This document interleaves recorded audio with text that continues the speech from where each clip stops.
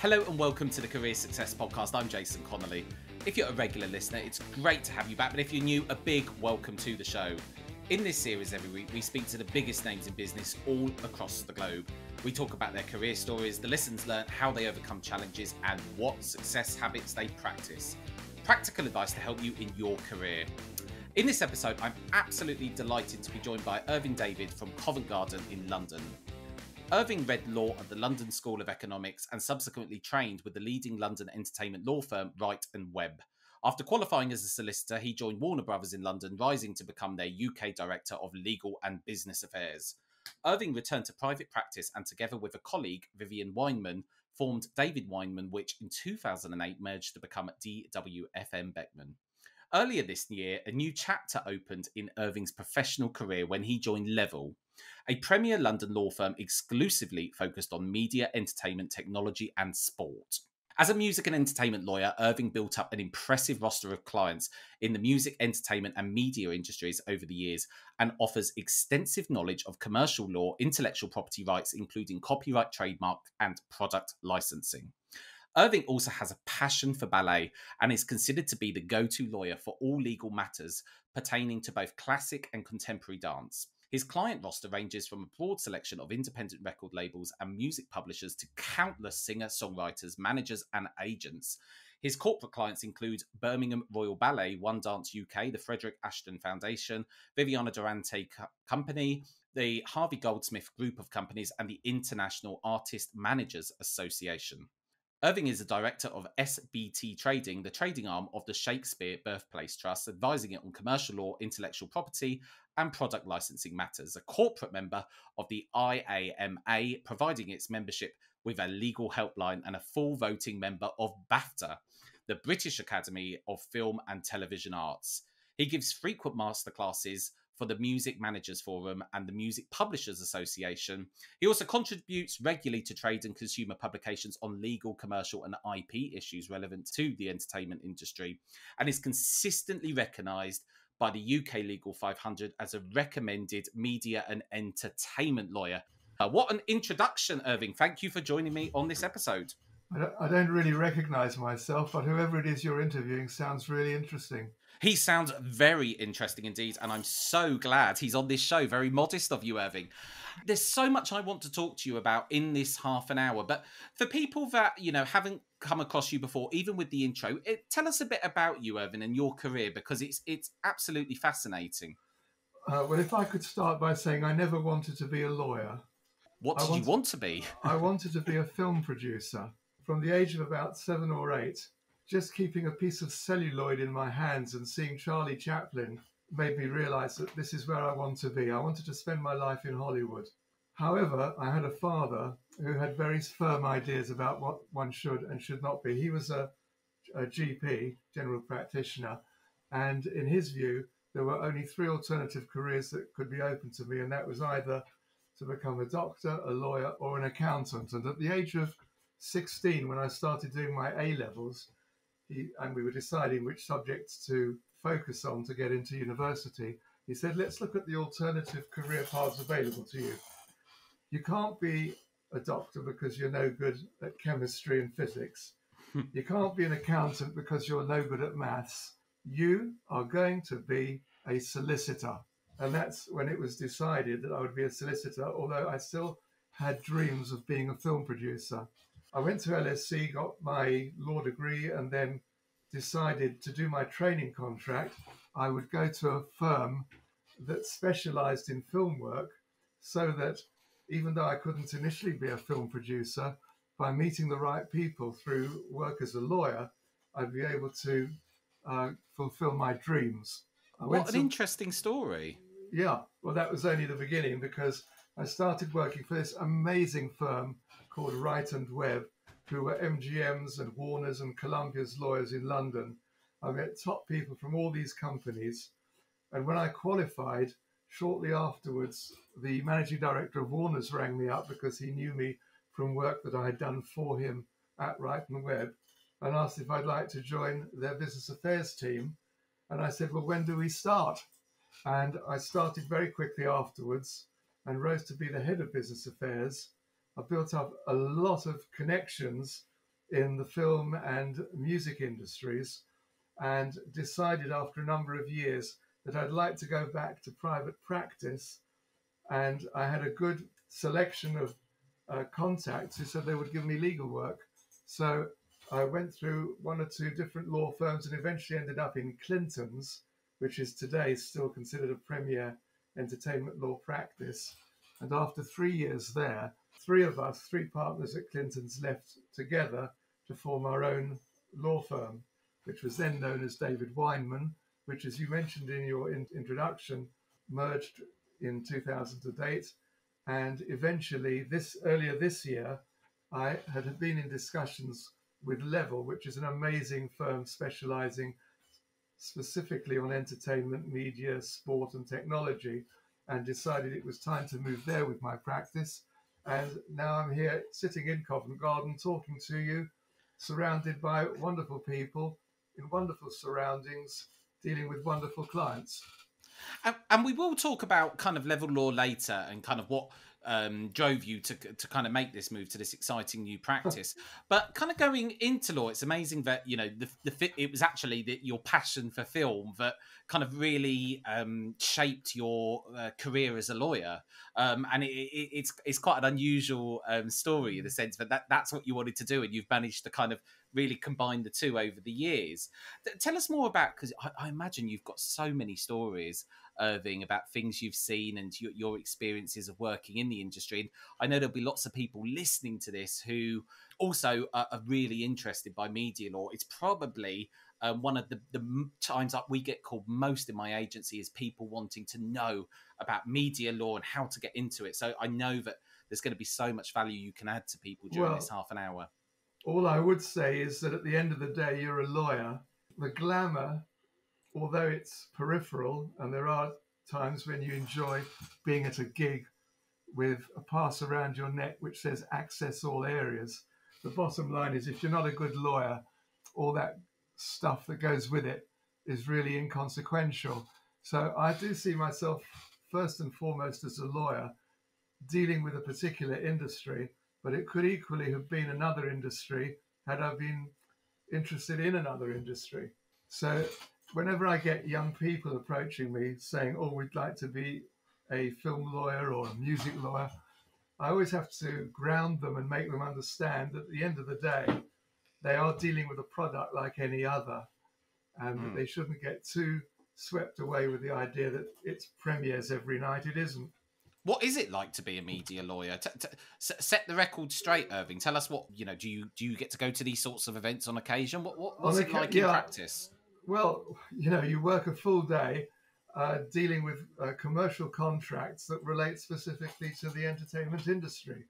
So I will start the day dealing with a contract for a choreographer who has signed to a particular ballet company. I'll then go on to doing a recording contract for an artist who's signing to a record label. I might do a contract which relates to a manager or to a live venue. It's quite a broad range of work. And what is there certain parts of the job that you kind of live for, and certain bits of work that you get that you know really excite you?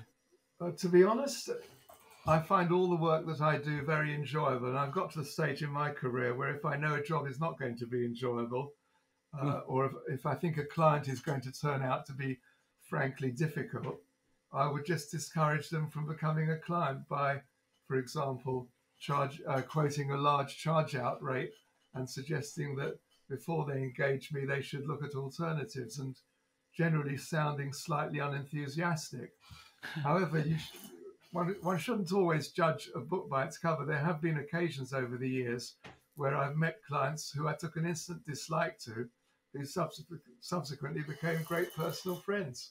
And it's interesting how that happens. And I think, you know, a lot of us in business can be guilty of judging a book by its cover. But I know myself, I've had instances where I've come across a law firm that didn't look like much from the outset, but became a really good client. So, you know, I can definitely relate to that. There was one very embarrassing occasion early on in my career when the receptionist called me through on the phone and said, I've got so-and-so on the phone. I put my and she was in the other room, so I could shout to her from where I was. I put my hand over the microphone of the phone, and I said, "I cannot stand that man." And I didn't realize that on those phones, you could also be picked up on the loudspeaker part of the phone where you were hearing the other person. And he said, "I heard that. What's all this about? What do you mean you can't stand me?" And I said, "Oh, no, no, no, no, no. It wasn't you. It's someone else who's just turned up at the office." But I realized then you have to be very careful how you deal with telephones. Well, indeed, I agree. And I mean, I was also told very early on in my career, if you're dealing with a case, never ever put anything in writing that you would not want read out in court. And that's really stood me in good stead over the years. Very often I've been in court cases where the other side have produced correspondence which has turned out to be potentially embarrassing for them because they said things about people which were not said in a particularly professional way that would go down well with the Law Society or the Solicitors Regulation Authority. Yeah, indeed. And you've been in legal for such a long time, Irving, and you've picked up so much experience along the way. But I can imagine not just the media has changed so much since you started practicing, that of law firms and the way they operate has changed. What's it kind of been like to kind of see this unfolding and the changes, before you? Well, you just have to be very adaptive, because when I started out, my first secretary had a manual typewriter, and if she made a mistake, she had a special eraser that she could rub out the characters on the top copy and also on a so-called carbon copy. When we see CC on emails now, there are many people who've never seen carbon copy and don't know what carbon paper is. Likewise, in the old days, when you used to use template contracts and you'd adapt them to use for a specific contract, you would literally cut and paste the text from a printed form into a contract and type above and below it, and then photocopy the document, and you had hopefully a contract that contained all the boilerplate clauses as well as the specific ones. But again, how many people today know what cut and paste means? Well, indeed, and I do remember the days of carbon copy paper myself.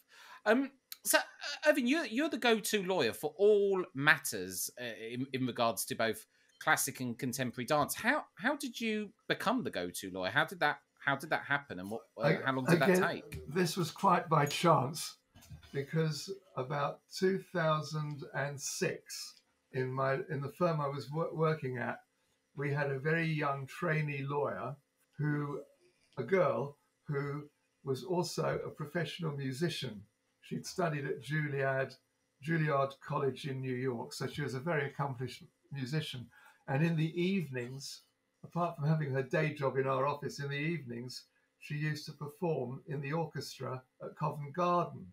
And when she mentioned that to me, I thought, well, that's interesting. I've never been to Covent Garden. So in the lunchtime period, my offices at that time were quite near to the Opera House. I went over to the box office at Covent Garden. I said, "Have you got anything on tonight?" They said, "Well, we've got ballet on tonight." I said, "Which show?" And they said, "Oh, it's Swan Lake." I said, "Who's performing?" They said, "Oh, Tamara Rocker." Very posh they are at Covent Garden box office. I said, "Is she any good?" And the guy said, "She's the best." So I said, okay, I'll buy a ticket for that. So in the evening, I went along by myself to this performance in Swan Lake, and the music was absolutely overwhelming, as was the dancing. And it was as if I'd been hit by Cupid's arrow. I fell in love with ballet there and then. And very quickly after that, I became a substantial supporter of Covent Garden. I went on tour with the company to Mexico and attended lots of fascinating private events. And that's how I got into ballet. I started meeting ballet dancers and people who were involved at different levels in the industry, such as choreographers, set designers, lighting designers, composers.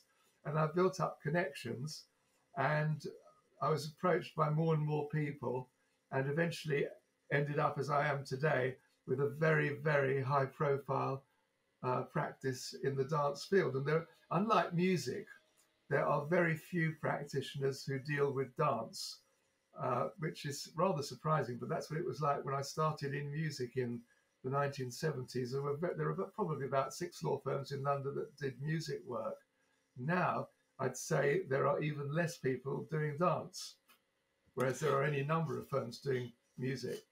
Well, why do you think that is? Why is it not why is there not more people doing it? Perhaps it's not considered as glamorous as mainstream rock and pop. I don't know. Maybe you really have to enjoy the subject matter in order to want to focus on dealing with those people's affairs. When you speak, when you say that lots of people approach you and they say they want jobs in media, and probably specifically the music industry or theatre or film, it's because they associate with those particular industries. They think they're more glamorous than they actually are when it comes to doing the legal side. But so far as dance is concerned, it's amazing how few, it's amazing how few people in the law are actually interested in dance. It's really interesting. And can you give us a couple of kind of career highlights or stories, Irving, from your time practicing? Well, I mean, these are the sort of things you'll probably enjoy because you're in the sense that you're interested in the glamour and all of that. Yeah. Go ahead. One of my favourite episodes was having dinner with Diana Ross in Hong Kong because a client of mine in Hong Kong was promoting a number of shows of hers, and he invited me to Hong Kong to be there just in case there were any difficulties during the course of the shows. He usually had me over in Hong Kong whenever he had a high-profile artist. So we went out for dinner, him, me, his wife, and Diana Ross. We picked her up from her hotel, and I was sitting in a stretched limo with Diana Ross and my client and his wife. And I thought, if only my mum could see me now, sitting in this limo with Diana Ross, so we ended up at the restaurant, and we were given a very, very nice table. And I brought my autograph book along because I wanted Diana Ross to give me her autograph. And I also took a camera with me because I wanted to have a photo of me and her together. Uh-huh. Halfway through the meal, the maitre d' came over with a photographer, and he said to her, "Miss Ross, would you mind very much if we take a photo of you and your party for our in-house magazine?" She said, "I'm very sorry," she said, "but this is a private dinner, and I really don't want this intrusion." To which he replied, "Oh, Miss Ross, just one photo, please." She said, "I've told you no photos." And with that, he skulked off. But the problem is, it completely scuppered my plan to ask if I could have a photo on my camera.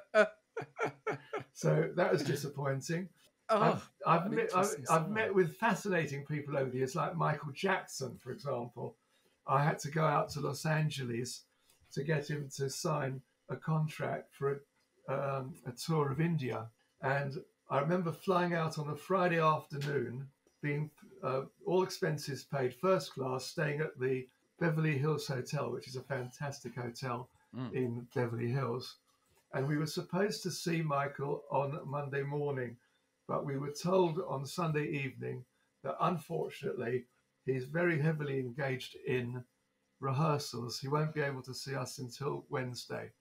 Well, the net result was that I'd had the whole weekend plus Monday and Tuesday sunbathing at the Beverly Hills Hotel. Couldn't have been better than that. Well, indeed. When you finally met him, what was the experience like? We had to drive out into the desert because he was rehearsing in a large disused Air Force Base hangar, because you need a very large space to put up the set that goes on tour.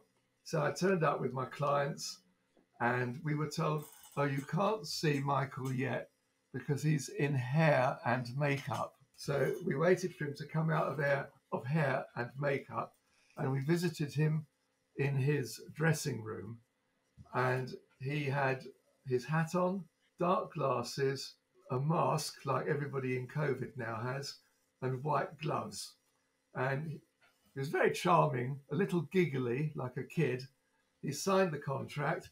he made a short film to be shown in India before the actual show, saying, "Hi, this is Michael Jackson. I'm really looking forward to being with you in Mumbai." And that was that. And just as we left, my promoter client said to Michael, "Tell me, Michael, what's with the mask?" And Michael wasn't at all happy about that. But anyway, we'd got the film, we'd got his signature on a contract and left. But I've always used that phrase. So tell me, what's with the mask? Very, very relevant for these times. Yeah.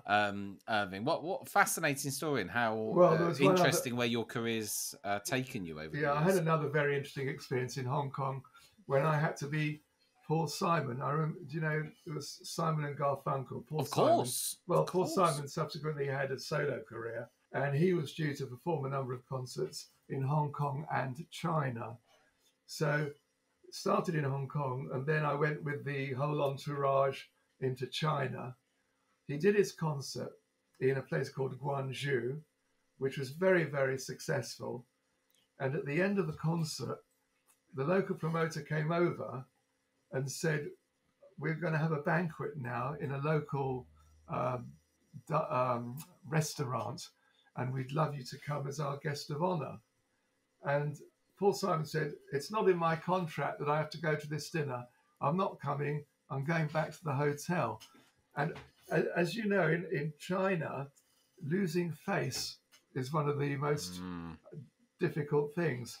So the promoter got down virtually on his bended knees and said to me, "Would you mind coming along and saying that you're Paul Simon?"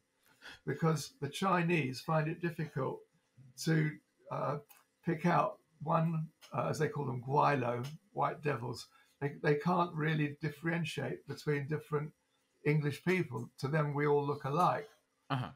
So I went along to this dinner, and I was presented with bouquets of flowers on arrival. We had this wonderful dinner. And at the end, they asked me to say a few words, and I said how much I had enjoyed being in China. And everyone thought that you was him. There was no questions asked. It was people applauding you. Yeah, they all thought, "Oh, wonderful, very, very nice." The only person who knew was the promoter, his wife, and the local guy that had said I should come along to this dinner and show my face. So I said a few nice words, and they then presented me with a gift. Which was 2 silver balls that Chinese use. They put them in their hands and they kind of vibrate, and they're very, very popular in China, these silver balls or metallic balls. So I said, "Oh, thank you very much for the present." I went back to the hotel with the promoter, and there was Paul Simon sitting in the bar of the hotel, and he said, "Well, how did it go?" He said, "Oh, it was very good." And they gave me a lovely present, I said, and I showed him the balls. And he said, "That's not your present, that's my present." And he took it. He took the balls off you? He took my balls away. You're now ballless. I was going to ask you where the balls live these days, Irving. Somewhere in LA, no doubt.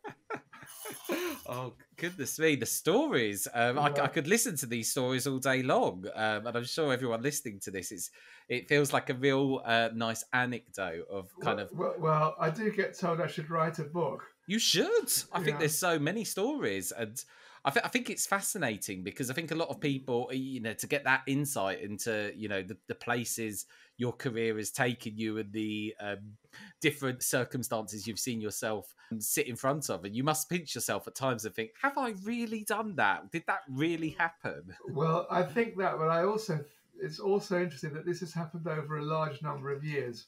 But as I relate the stories to you now, it's as if they happened yesterday. But there's certainly memories that I will always treasure. And what do you think's been what's been the driving force, and where do you think that your kind of success, how have you, what do you think's been so pivotal in getting you to where you are now? Well, it's quite the career, Irving. What's been pivotal is my ability to like the people that I deal with. For example, I was representing a band called Susie and the Banshees a long time ago. They were quite a well-known punk rock group, Susie and the Banshees. And Susie was buying a house. Now, I'm not a conveyancer, so I gave the matter to my conveyancing partner, and he just could not relate to Susie and she couldn't relate to him. In other words, chemistry does play a large part. You need to be able to relate to the people who are your clients and at the same time give them a very good professional service. I think that's kind of very important in the services industry. And I recently interviewed someone about the future of the workplace, and they said you either need to be hard human or hard tech in the evolving world before us. And I think that, you know, delivering that top service is obviously what's got you this massive array or roster of clients. What's it like being a full voting member of BAFTA? What's it like to be casting the vote that could change someone's life?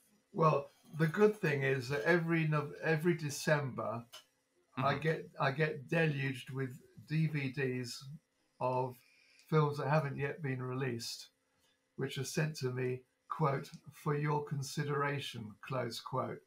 So over Christmas and in January, I don't watch every film because you just can't. There's so many they send you. But I see all the new Bond films and everything that's new that hasn't been released. I see it 3 or 4 months in advance. And then there are three rounds of voting, which are all done online now. First of all, you vote in various categories such as best film, best director, best art designer, best leading actor, all those things, supporting actor. So you vote in the first round. There's a very long list of films, and you've got a choice of, I believe, 6 or 8 that you have to vote for. Mm-hmm. And then the first round closes. The second round, they have filtered down the people that got the most votes, and it whittles down to a shorter list. And then the final round of voting, the third round, there are just about 6 or 8 films left, which are effectively the finalists, and you vote for the individual in each category that you think should get the award, and then they tally up the number of votes from all the voting members, and that's how they get to the result. Have you ever found yourself literally struggling to choose? Oh, yes. And at that point, it's very difficult. You just have to make a choice. If you thought there were 2 or 3 standout performances, you just have to make a choice. It's impossible. You can't really say one person's better than another. But What a lovely way to spend the Christmas, Irving, with a lovely array of things to watch. Well, we've got a 4K projector and a large screen and a Bose surround system at home.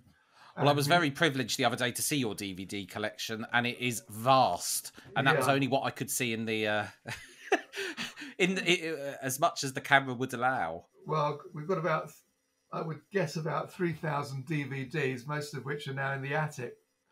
Wow. And kind of what would you say, Irving, to people who are individuals or young people who are coming into the law today? Because it's an extremely difficult profession to crack into, even to get the training contract in itself. But there's loads of budding, really enthusiastic young people who listen to these episodes. What would be your advice to people trying to get a foot on the ladder in this industry in this day and age? Become a plumber or a dentist. And why would you say that? So far as I'm concerned, there is not the same fun that there was in the 70s, 80s and 90s. The legal profession has become so bogged down with regulation that unless you've got a dedicated compliance team who take that burden off you, you spend so much time filling in forms and dealing with money laundering regulations and know your client. And it's just I find it very burdensome. Do you not think that's a good thing that there's more regulation, or do you think that that's do you have negative connotations? Well, to be honest, I think that a lot of these professional organisations, such as the SRA, whilst they act with the best of intentions, I think a lot of them are like the people who devise traffic schemes in central London who've never driven a car. I think you'd probably have an audience of people that would be inclined to agree with you there. And kind of what's next for you? And tell us about Level Law and all you're doing there, and made you decide to take a leap and join a new firm? Well, I found this firm purely by chance. I was at a wedding 2 years ago, and I was sitting around a table with a client of mine, a long-established client, and I told him that I was not at that time particularly happy where I was, and I was thinking of moving. And he said, knowing the sort of work I do, he said, before you do anything else, speak to my son-in-law, Maurice Bentata, who is one of the founding partners of Level. I'd never heard of Level, but I thought as a courtesy to my client, I would contact him. And we met up for lunch. We got on like a house on fire. Level were not at that time doing much music work, so I was bringing a new skill to the firm, and it took quite some time for me to sort out my relationship with my existing firm and to move on. But it's something that was brewing under for about 2 years, and in June my dream came true. They're a fantastic, vibrant bunch of people, knowledgeable, smart, presentable, amenable, and it's just a lovely, it reminds me of the first law firm I ever joined, which was Wright Webb, as a trainee, where the place was humming. This place is humming, and it's partly because of the quality of the people that work there, and partly, of course, their roster of clients. Well, I am a big believer that the people are what make a business, Irving. Unfortunately, our time together has come to an end. It's been so fascinating to hear your anecdotes, and there's so much I wanted to talk to you about, but we just haven't had time to talk about today. But a big thank you, Irving, for coming on and sharing your career and showcasing what you've done and giving us some insight into the adventures that you've had along the way. If people want to find out more about you, Irving, or Level Law, where can they go to? Well, they can go to the website, which is level.law, www.levellaw, or they can go and find me on LinkedIn under Irving David. Fantastic. Well, Irving, a big thank you. And I'm sure so many people listening to this are going to really have enjoyed the episode. It's been a pleasure being your guest. And who knows, we could always do Irving David Part 2. It sounds like a very good idea to me. That's Irving David from Covent Garden in London, partner at Level Law. I'm Jason Connolly. This is the Career Success Podcast. Until next time, goodbye.